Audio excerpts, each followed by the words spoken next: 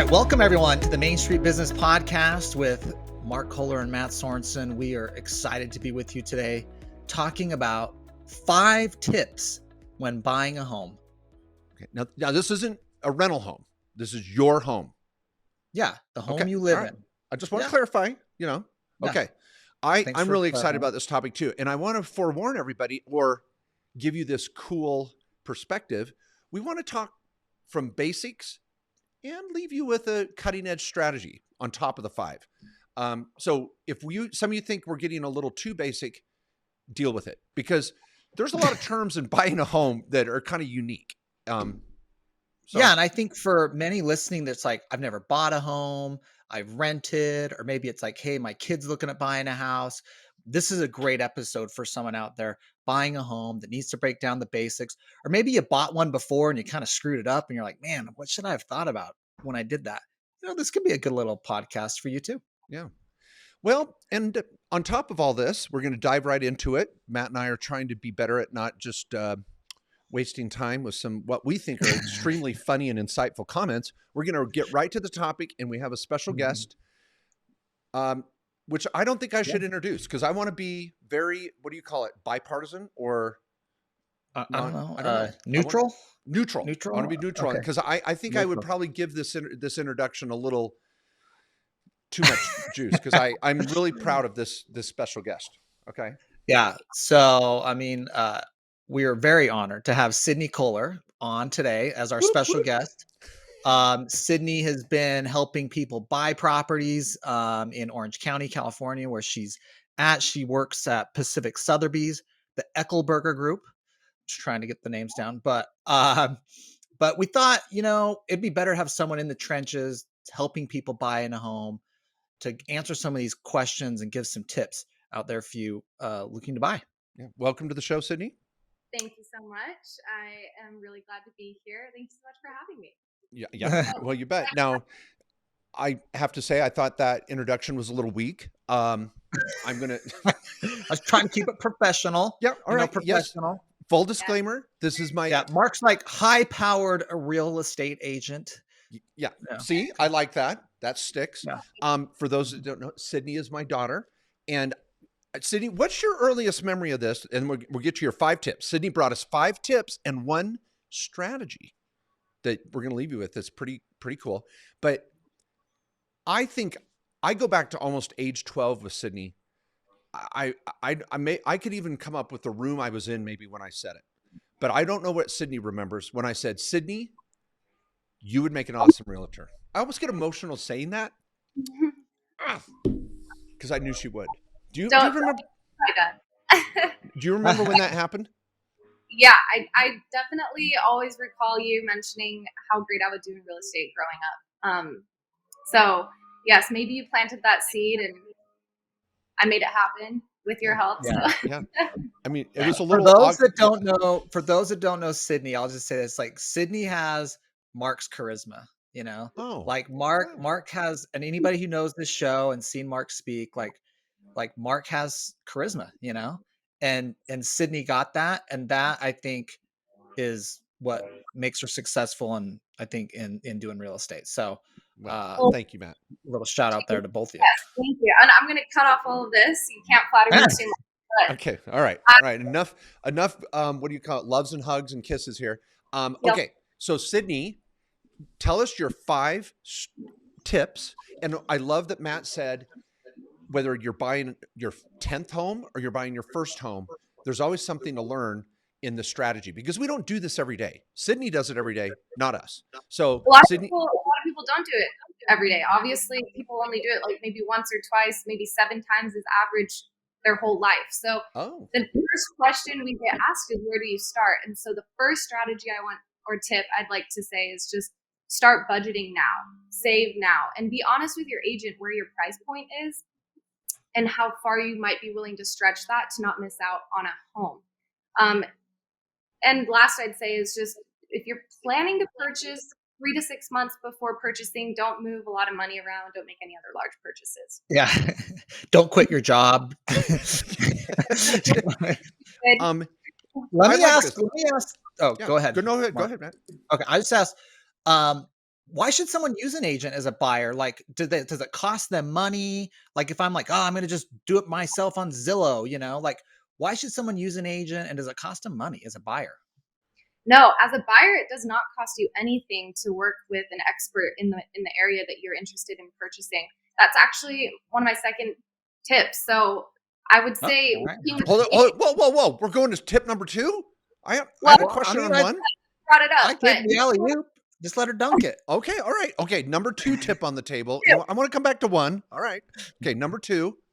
Just jumping around here to answer Matt's question as another tip that would be that I would say is just working with an agent can be a huge benefit. I just brought 3 to 4 off-market properties to buyers last month, and you can search on Zillow all you want. You can stay up late and with your popcorn and shop around, but ultimately, there are a lot of benefits working with a great team. So I would find one in your area, and you'd be able to reap a lot of benefits with people that are inside the market, able to help you find what you were wanting. So okay, all right.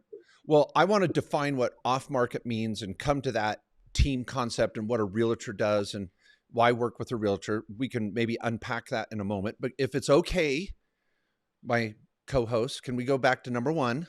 Okay. I mean, you're okay with that? Okay. Do as you will.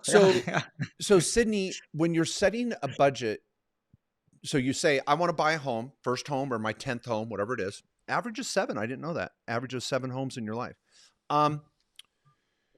Do you get pre-qualified? How early do you recommend someone go meet with their lender? Like, should be one of their first stops, just to kind of see what they could afford? Or what do you do? What do you say there? A pre-approval letter only lasts so long. So between 3 to 6 months, 3 months, I would say get pre-approved and talk to your lender about what you can afford and where your credit might be as well. And then start working maybe in more detail, and it's very personalized at that point, just on maybe your finances or saving or your credit. So then I'd say you're more prepared when time comes to be aggressive in this very aggressive market. So. Do you have to have now, Matt, remember, we're going to hit some basics here. So I'm trying to think of some basics questions that people might ask. Some people may feel like, well, I want to buy a home, but I got to have a cosigner. Is a cosigner typical or required? Tell people what a cosigner is even, maybe, and when it may or may not be needed. What are your thoughts, Sid? A cosigner is a huge benefit to someone who's buying a first-time home and hasn't ever bought a home before. I myself, I just called you about cosigning. Yeah, remember that? Okay, wow. Full disclosure here. I guess we're going there. Okay. What was the answer?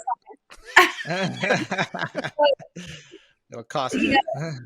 That would be a cosigner, Dad. You signing with me on a property, maybe even you can help with the down payment, like a gift down payment. That can be super helpful for any young first-time home buyers, because the prices have been inflated and it's just a very expensive market out there. So that can be one way you can have a cosigner, having someone that's more qualified as far as income goes, so that you can qualify for a loan.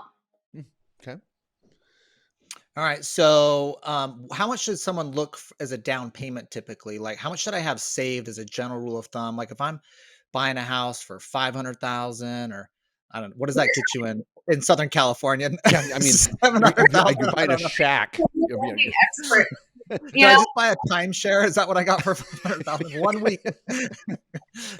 Well, I would say 20% is a great place for down payment. But there's also so many different down payment assisting programs out there that can also help anybody that's purchasing for the first time or looking to purchase again. But I'm no lending expert here, but usually it helps putting more down so that you can decrease your monthly income payments on your mortgage. I like that. In fact, we told Sydney here before we got her on the show that we want to do a separate episodes just on qualifying for a loan. And we'll bring in a lending expert for that. So some of you that want us to deep dive on that, stay tuned. Maybe that'll be next week as a follow-up to this. But I like what you said, Sydney, is like when you set your budget, kind of figure out what you can afford. Gosh, I had another great basic question. Oh yeah. Let me ask this, if you don't mind. Yeah. Go ahead. About the down payment.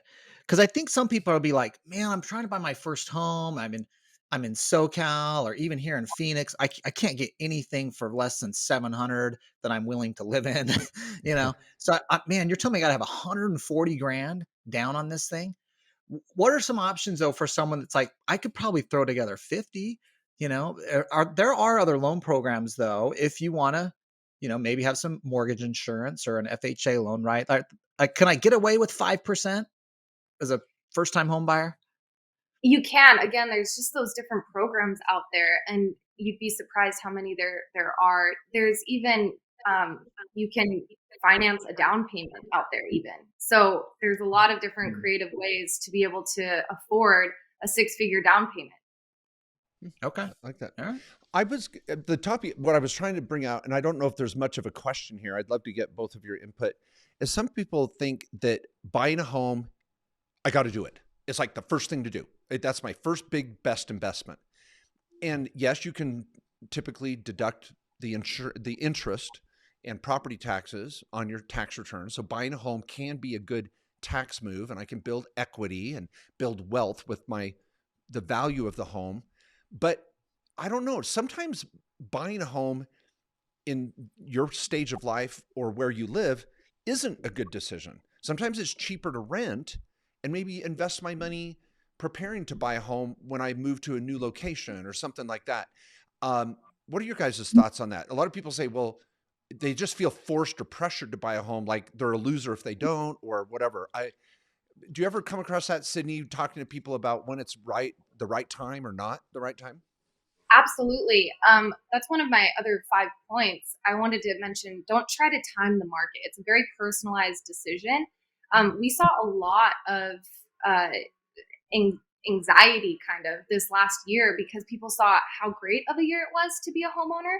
We saw appreciation out of the roof, and everyone was just like, oh, I got to get in the market. But make sure it's the right time for you. There isn't anything wrong with renting and making sure that you're in a better financial situation.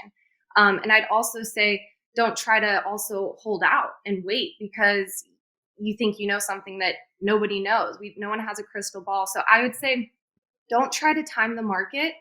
Just focus on like where you're at financially and what you can or cannot do, and go. Purchasing a home in the long run is a great investment. Any investment with time over the years, like it'll pay off. So even if there is going to be a little correction, I just think don't focus too much on when. Focus on like personalizing it. Gosh, Matt, isn't she smart? Yeah. She's pretty smart, great. right? Yeah. That's my Love daughter it, there. Sydney. Yeah. Yeah. Proud dad moment, Yeah. Proud dad moment. Yeah. I've got to get some dad jokes in if we're going to really do this right. But proud dad moment. Okay. Before we move on to number one, off number one, starting your price point, getting with the lender, down payment issues, timing. Well, we'll come to timing. That was number 3. But Matt, any other basic terms, or Sid or Matt, any basic terms that maybe the new home buyer may not be familiar with? Well, let me just ask about renting, because Mark was talking about not buying, and you talk about like trying to time the market. I mean, I think there is times when people should rent, right? Like you talked, Sid, about like, well, in the long run, a house is a good deal. But if you're like, yeah, I'm not really secure in this area I'm at, I want to move back home, or maybe you're in school, or there's, a spouse with the job transition coming, or, all right, hold tight, right? Is that like you generally say, like, you want, I think maybe 5 years, you want to at least be at a place 5 years, because there's going to be costs when you sell, right? Like you're like, well, yeah, but my house will go up 5%. Yeah, but you're gonna have costs to sell, right? Yeah, absolutely. I think that you kind of mentioned timing and location being. So I would say renting is great, even though renting prices are kind of high right now, rental prices. I would say if you're not sure about a location, rent in the location before you make a big decision to purchase. Yeah, I like that. People moving in or out of state and they don't know the area, last thing you want to do is buy in a neighborhood that you don't end up liking. Yeah. Most anybody can deal with imperfections in a home. Maybe later on work on investing into it and changing it up, but you can't change a neighborhood.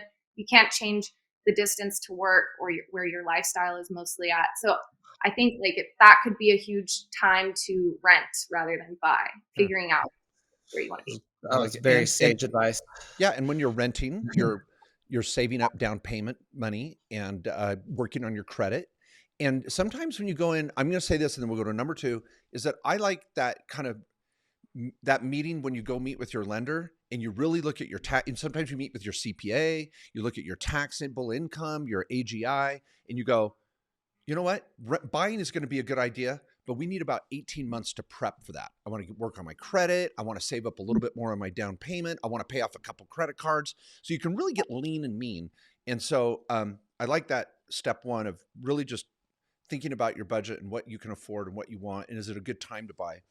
Okay, number 2, working with a team. And so, Sydney, tell us what off-market means and what the MLS is and why a realtor can be really, really helpful. And sometimes you can start with Zillow and all that. This is a big topic. Where would you start on this? I'll just answer. That was a lot, I know. First question there. Off-market is just simply that it's not advertised or marketed online, and that it's quite literally an off-market opportunity that you would have to hear about through some sort of word of mouth or through an agent and through a team. And that's why I think there's a benefit working with the team, because more often than not, the realtors are talking to each other in your community. The realtors are communicating and they're keeping in touch, and they'll know about a possible seller next month before anybody else does. And it's a huge benefit, especially with this low inventory. All right. So Sid, what is the difference then between like the MLS or going on Zillow? Like, what is the difference between those? The MLS it's called the multiple listing services. It's the main hub that all realtors use to advertise and market properties. It's actually what feeds the iBuying, websites that you're on, like Zillow, Redfin, Realtor.com. They're all sourcing that from the MLS. So it's just kind of the first base that all the homes and properties are sent to. And then from there, a lot of people nowadays, thankfully with technology, can do a lot of shopping on their own. But again, I think there's a benefit to at one point reaching out. So off market is not on Zillow. It's not on the MLS. Typically it's like, this is agent, like you said, word of mouth. And then if someone's working with a buyer's agent, they could be like, hey, this is kind of what you're looking for. It's in the location you're at. It's not on the market yet. You have a little head start in getting an offer on it. That would be the perk, I guess, of getting it off market from an agent. Yeah. And there's a lot of perks for sellers not going on market too. As you mentioned, there are costs to selling a home. If you don't need to pay for different photos and videos and advertising, resources, it's convenient for sellers as well. That's cool. Okay. Now let's say I'm working with a realtor. Explain what an open house is, and where I think if I'm working with a realtor, they're going to have more inside track on homes they can tour on a weekend or an evening. How does that work? Yeah, absolutely. Buyers looking on Zillow and Realtor.com and those places also can see when open houses will be going on the weekends. And I highly suggest going to those open houses. It's going to help you nail down and slowly just eliminate what you're looking for in a house and what you're not looking for in a house, especially just getting to know the different neighborhoods. So if you are looking to purchase and you're not sure exactly where, open houses can be a huge, huge benefit in helping you kind of, slim down like the maybe big area you're looking in. Okay. Yeah. All right. So what, Sydney, is your next tip? Rather than Mark, I have one more question. Okay, one more question. I want to know what Sydney's tips are on our questions. I know. Okay. Well, her third tip was don't try and time the market, and then I will see a reveal on 4 and 5. But real quick on working with a realtor, Sydney, this is your chance. Why should people work with a realtor? Like, is it in the offer process? Is it in the stress and anxiety? Is it in what is it? Like, if you want to tell someone, freaking go look at Zillow initially, but you need a realtor, why would you say that? I could go on for forever, because there are so many things that can come up in the transaction where you're going to want a professional on your side, and that's familiar and experienced in the real estate market and transaction process. I would say it can be a huge emotional decision for some people, and you could easily leave money on the table if you're not working with someone that can help you get top dollar for your home. Whether that comes down to marketing or also I think it's a great suggestion for people to just facelift their home with putting a little bit of paint here and there. I think that can get you also more money in a market where you're appealing to the style, the current interior design.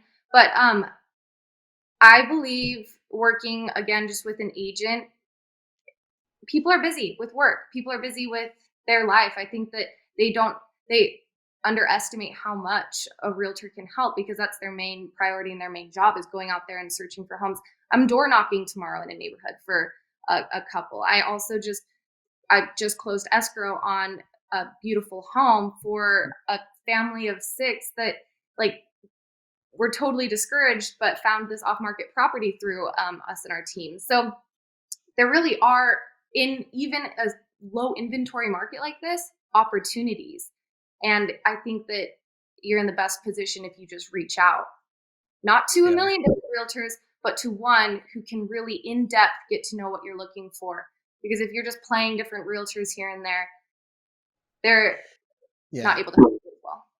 I mean, if you think too, I mean, doesn't like your offer look a little better too? Like if it's coming from an agent, from a legit office, and this seller's got 5 other offers in, and one person doesn't have an agent and their contract's a train wreck. One person's got an agent no one's heard of, or from an office never heard of. Like as a buyer, I think if in a competitive market, it's like, no, I want to be working with a legit office and have an agent presenting this offer. Wouldn't you think? Absolutely. If you're in the Southern Orange County area, look up the Eckelberger Group, but it does help being number 1 in San Clemente. Doug Eckelberger is rated number 1 in San Clemente, and we absolutely are able to kind of have that kind of advantage when we put an offer in on a property, because people will know the Eckelberger Group. And so wherever you're at in your area, in your community, there will usually be an office that everyone will know is going to make sure the transaction goes smoothly. Okay. All right. Good. Great. Good stuff. Good stuff. Now, number 3 was don't time the market. And we may have already kind of unpacked that and done it justice, but said any other thoughts on your notes of not worrying about maybe what the market's doing? I love what you said about worrying about where you're at in your stage of life and being real, and don't getting sucked into the anxiety or the market and what's going on. Any other thoughts on your point of try not to time the market? No, besides I'll just emphasize once again on, if it's a good time for you, get into the market, because over time, any investment will ultimately, I believe, pay off. And there's really so many different ways that you could maybe forecast where the market's going. But I think just, again, you need to look at your personal financial decision. So I don't really have anything more to add to that, but just reemphasizing, just don't worry about how much appreciation happened last year. There's still good appreciation happening this next year, but interest rates are going to probably rise a little bit, which we hope will ease up on the demand. But don't focus too much on all of that. Just make sure you're in a good financial position. So like, let's say if there was a little bit of a correction, that you'd be fine and you'd be able to float right through. Okay. And I think I would just add, you're buying a home not to flip it in a year, and time will, even if there is ups and downs in the market, this is a long-term purchase. So those ups and downs they'll play themselves out, and you should be fine. Okay. Number 4, then what's our number 4 tip?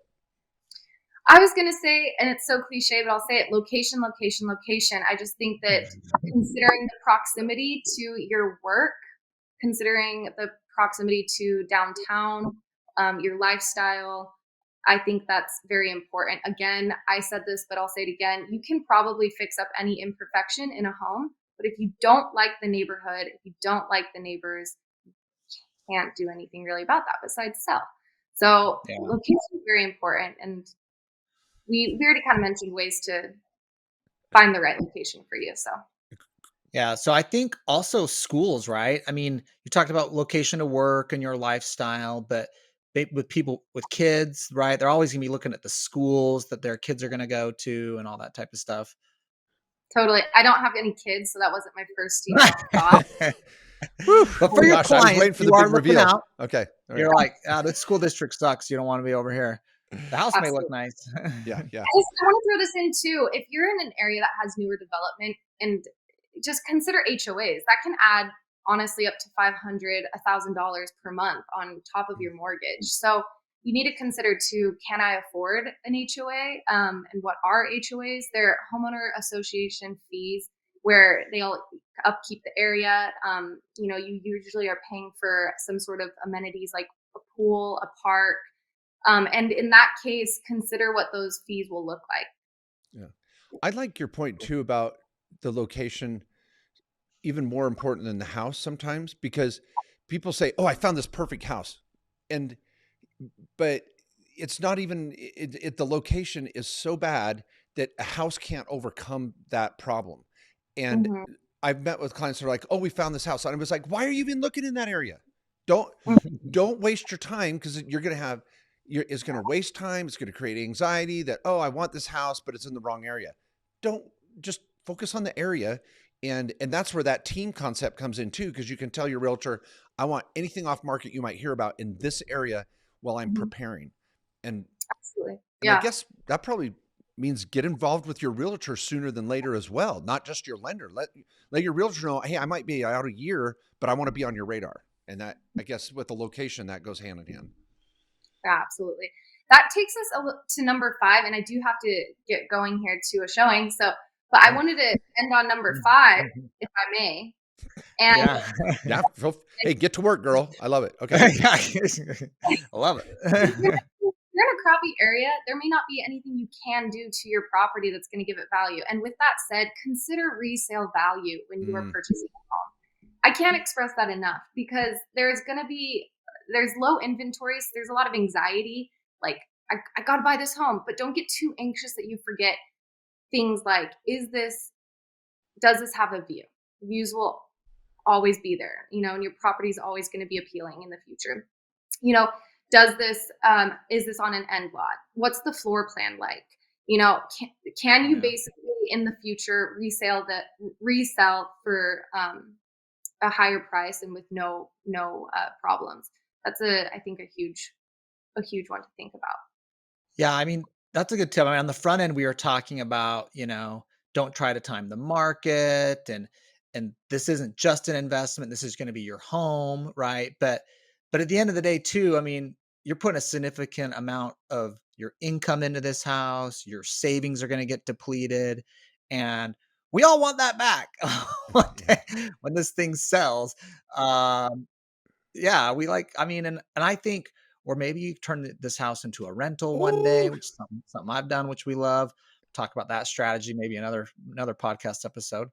But I love that. I think many people have found like their home to be their number one investment. We see our clients in the law firm. And I just remember doing clients' estate plans and like paid off their house and then they bought another house, paid that one off. And it's just one of those things you can just really build wealth, but also, turn it into a home where you live too. So great last tip. Yeah. And I like your number 5, Sid, on considering resale value. I want to put another term to it maybe, and that is be real about what's your exit strategy. Is this the home you want to raise your kids in? Is this the home you want to retire in? Is it something where you could, what would the rehab look like? And so all of you might be thinking Fixer Upper and Chip and Joanna, what would they do?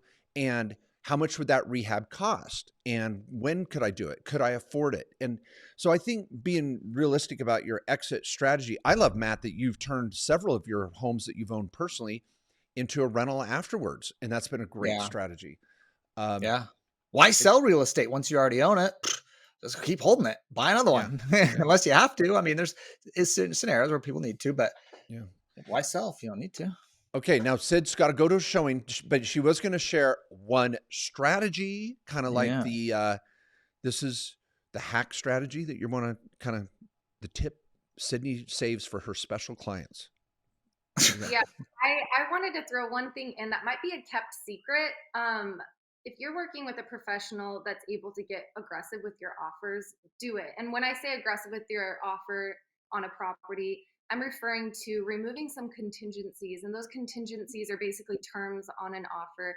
And they can be terms like loan appraisal, a loan contingency, or an appraisal contingency, or an inspection contingency. And those all basically protect you if you need to fall out or unfortunately you know fall out of escrow. But in a lot of scenarios we've been seeing people remove those and not even do an inspection on the property because it's just so competitive out there that they're willing to take the property as is.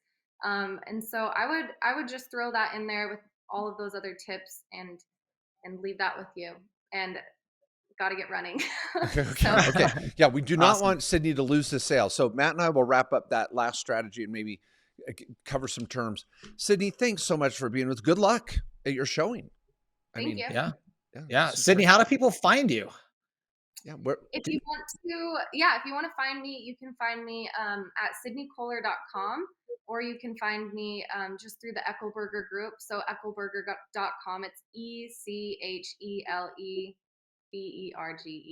We'll put that in the notes, but I thought sydneykohler.com had a nice ring to it. Man, that's a good name. Yeah, good name. Strong, powerful name. sydneykohler.com. I'd put that in a business if I mean. And Sydney's got connections to rental property. If you're looking for a home in Southern California, give Sydney a call. She'll hook you up. Sydney, you're awesome. My whole team's amazing. I'd love to help anybody if you're in the Southern Orange County area, any price point. My phone number is 949-899-2680. Okay. If you're a guy under age 30, I do not want you to call her. Leave her alone. She's working right now. Okay. All right. Stay away. Okay. Sydney, thank you. Okay. But Matt, we're going to wrap up a couple other points. So everybody don't go anywhere. Thank you, Sid. Thank you. Bye, guys. Thanks so much for having me. Now, some of you may be thinking this was all a promo to just help my daughter out. Matt, whose idea was this, right? This topic? That was my idea. I'm like, wait, let's talk about buying a house. We need to get back to the basics. Yeah. Why don't we have Sydney on? So not a self-serving show. I want everybody to know. But hold it. Back to that strategy issue of a quality offer. Matt, why don't you explain the basic terms? What does this offer mean and contingencies? Maybe give us another example. Yeah. So when you're buying, you're going to have a purchase contract that's going to have the terms of what you're willing to pay, when you want to close. Like Sydney was talking about, an appraisal contingency or inspection contingencies. And those are the things where you say, hey, if the property doesn't appraise for the purchase price, or if I do an inspection and I don't like what we see, I'm going to back out and I'm not going to buy this property. So right now, where it's so competitive with, sellers right now, they get 10 offers and they get to pick one out of them. I mean, price is important, but they're also looking at, is this person going to follow through? Are they going to really buy? I don't want the one that has every contingency checked in the contract and every reason they can get out. So by limiting your contingencies, what Sydney's saying, essentially on that last strategy, is you're looking more appetizing. You're looking like the seller's going to be like, this is the one we want. I feel better about this one actually going through.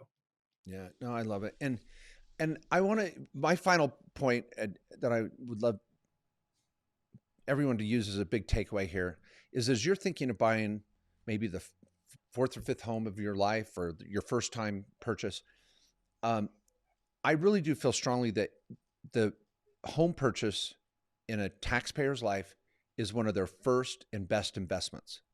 And when we do our show on lending, we want to talk about pay down strategies. How can I pay down this mortgage more quickly with some strategies to help get out of that loan and use the Dave Ramsey concept of paying off our home as quickly as possible and having that equity to use as a resource for opportunities or to just simply be a little more financially stable.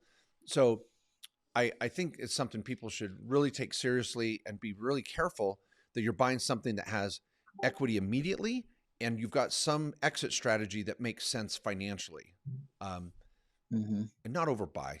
I mean, so common, right? Yeah. Be careful. I mean, I think people think, well, I'm going to make more money later, so I'll grow into this financially. That may sound good in a few years, and maybe that happens, but you're going to be in some pain, and you don't want to be house poor. You just don't stretch your limits. Be reasonable in what you're qualifying for.